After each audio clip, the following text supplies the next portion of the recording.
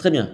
Vous avez donc créé un titre et maintenant ce que vous allez faire c'est ajouter des contenus et vous avez un petit plus. Quand vous cliquez sur un bloc, vous avez un petit plus qui apparaît là et là vous décidez de continuer avec un texte. Donc j'insère le texte. Donc là vous avez vu votre texte ici. Et bien maintenant on va taper un texte. Je vais taper par exemple comment devenir bon en algèbre. Voilà, vous prenez n'importe quel texte. Vous allez, alors je vais faire un petit copier-coller pour que, voilà, pour gagner un petit peu de temps, hein, histoire d'avoir quelques lignes quand même. Hop, hop, hop, hop. Comme ça, on va recopier tout ça. Donc évidemment, vous pouvez copier-coller des contenus que vous auriez pris sur Word ou n'importe où hein, réellement. L'intérêt, c'est que vous allez voir, par contre, si vous faites un copier-coller, vous allez perdre complètement la mise en forme. C'est volontaire parce que sur Internet, la mise en forme, eh bien, il faut qu'elle soit bien interprétée. Donc, vous avez un outil qui, de toute façon, vous demande donc d'avoir un code très propre.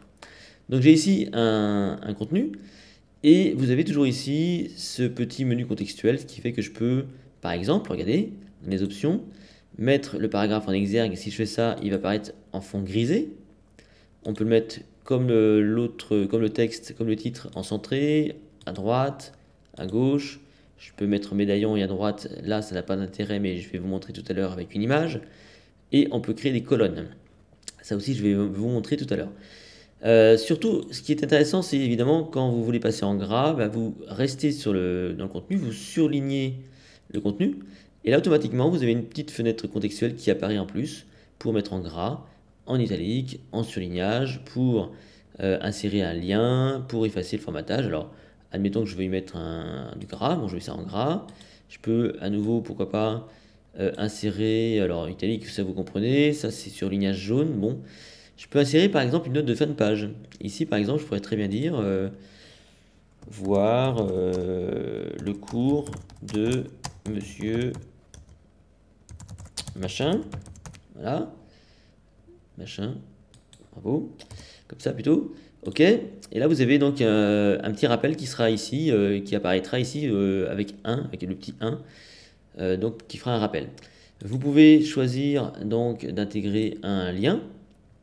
Par exemple, un lien qui pointerait vers http://google.fr.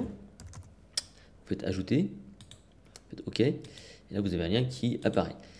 Voilà, donc vous pouvez. Alors, il n'y a pas de notion de couleur sur Zerudi. En tout cas, nous, on a préféré ne pas le mettre parce que tout simplement, c'est pour avoir des pages très pro. Bon, voilà, ça, ce sont des choses qu'on a décidées. On ne dit pas qu'on ne reviendra pas en arrière, qu'on ne changera pas tout ça, mais pour l'instant, vous n'avez pas la possibilité de mettre de couleur dans le texte, tout simplement. Amusez-vous à créer un texte, à créer des paragraphes. Vous créez des paragraphes de texte comme ceci. Comme ça, voilà, à nouveau, je fais un CTRL V, voilà, et puis encore un CTRL V, voilà. Amusez-vous à faire des textes comme ça, à faire des paragraphes.